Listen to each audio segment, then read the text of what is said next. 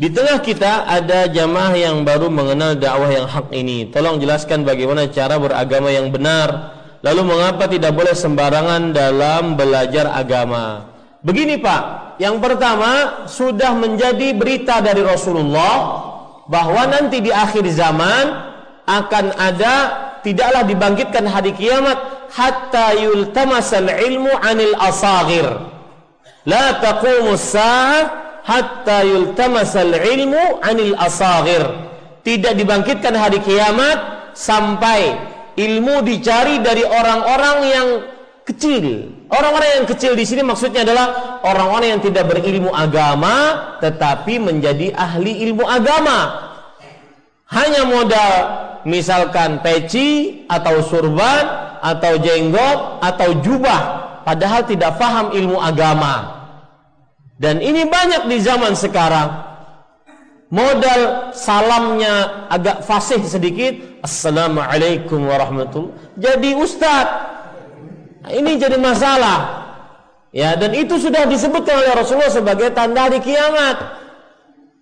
Dan saya pesan, tidak semua yang bertitel ahli agama, profesor, tapi bukan profesor agama, bukan ahli agama. Secara akademisi ilmu bukan, ya, doktor, tapi dokternya dokter gigi dan dia tidak pernah belajar ilmu agama, bukan ahli agama, jangan dijadikan sebagai ahli agama. Nah, seperti itu. Kemudian juga hadis Rasul riwayat Imam Tirmidzi. Kita harus yakin dengan berita dari Rasul sallallahu alaihi wasallam. Beliau menyebutkan, "Innallaha la yaqbidul ilma intiza'an min suduril ulama, walakin biqabdil ulama." Sesungguhnya Allah tidak mencabut ilmu dari hati para ulama, enggak, tetapi dengan diwafatkannya para ulama. Hatta idza lam yubqi 'aliman ittakhadha an-nasu ru'usan juhala fasu'ilu fa'aftau bighairi ilm fadallu wa adallu. Maka ketika tidak tersisa seorang ahli agama pun, seorang alim pun, maka mereka akhirnya menjadikan orang-orang yang bodoh sebagai ahli agama. Orang bodoh tadi ditanya, karena ditanya malu nggak jawab, akhirnya menjawab tanpa ilmu, akhirnya sesat, menyesatkan. Itu yang terjadi sekarang. Ya, ini para ikhwan yang dirahmati oleh Allah Subhanahu wa taala. Bersalawat atas Pancasila, bersalawat atas Nabi, atas merah putih. Ya, kemudian di tawaf sa'i nyanyi-nyanyi, zikir sambil dangdutan, dangdutannya koplo. Ini benar-benar difatwakan oleh orang-orang yang tidak paham agama. Akhirnya keluarlah zikir-zikir yang karenanya sebenarnya Imam Asy-Syafi'i rahimahullah keluar dari kota Baghdad karena zikir seperti itu. Ini para ikhwan yang dirahmati oleh Allah. Maka itu satu.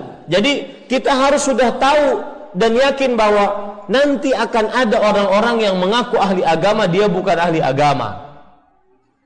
Itu satu. Yang kedua, para ikhwah, lalu tata cara beragama yang benar bagaimana? Tata cara beragama yang benar adalah yang dijadikan sebagai sumber referensi adalah Al-Quran dan hadis. Berdasarkan ayat Al-Quran, Allah Subhanahu wa taala berfirman, "Fa in tanaza'tum fi syai' farudduhu ila Allahi war Rasul." Jika kalian berselisih dalam perkara apapun, maka kembalikan kepada Allah dan Rasulnya. Maksudnya kepada Al-Quran dan As-Sunnah. Maka referensi umat Islam adalah Al-Quran dan Sunnah. Nah, Al-Quran dan Sunnah ini harus memerlukan pemahaman yang benar sehingga tidak terjadi salah paham. Maka dicarilah pemahaman yang benar. Pemahaman siapa? Pemahaman saya kah? Pemahaman bapak-bapak kah? Atau pemahaman nenek saya di rumah? Maka pemahaman yang benar adalah pemahaman para sahabat. Kenapa? Karena mereka yang hidup di zaman Rasulullah, murid langsung Rasulullah sallallahu alaihi wasallam. Kemudian mereka kalau salah di zaman Rasulullah, langsung ada wahyu dari 7 petala langit membenarkan mereka, dan itu tidak akan pernah terjadi kecuali pada para sahabat. Al-Quran dan hadis turun dengan bahasa mereka.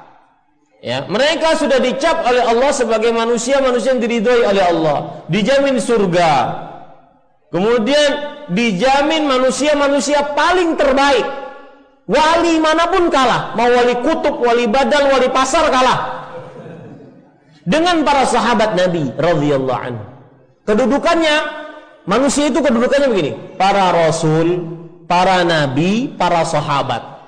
Baru setelah itu manusia-manusia di bawahnya. Ya, makanya beragama berdasarkan Al-Quran dan As-Sunnah dengan hadis dipahami oleh para sahabat Nabi. Nah, begitu cara beragama yang benar. Kemudian karenanya hati-hati belajar agama di zaman sekarang. Kita saja Pak, kita saja kalau ingin ke dokter, kita mencari dokter yang benar-benar handal di dalam mendiagnosa penyakit kita, kemudian memberikan obat yang memang cocok untuk kita, tidak sembarangan. Mau itu sakit gigi, mau itu sakit kepala, mau itu kolesterol, mau itu asam urat, mau itu gatal, maka harus ada dokter yang benar-benar kita pilih dengan teliti, tidak sembarangan. Nah, bagaimana kalau urusannya tentang agama? Maka harus lebih lagi benar-benar mencari, dan itu warisan dari para nabi dan warisan dari para sahabat. Muhammad ibnu Sirin rahimahullah, seorang tabi'i yang belajar kepada para sahabat, beliau mengatakan, inna hadzal ilma din, fanzuru amman ta'khuduna dinakum. Sesungguhnya ilmu itu adalah agama, maka lihat dari mana kalian mengambil agama kalian. Abdullah bin Umar radhiyallahu anhu mengatakan, dinaka dinaka dinak, innama huwa lahmuka wa damuk. Jaga agamamu, jaga agamamu, jaga agamamu. Sesungguhnya dia adalah darah dagingmu. Artinya hati-hati mencari ilmu, jangan sembarangan. Ya, jangan sembarangan. Ini warisan para sahabat, warisan para ulama-ulama terdahulu.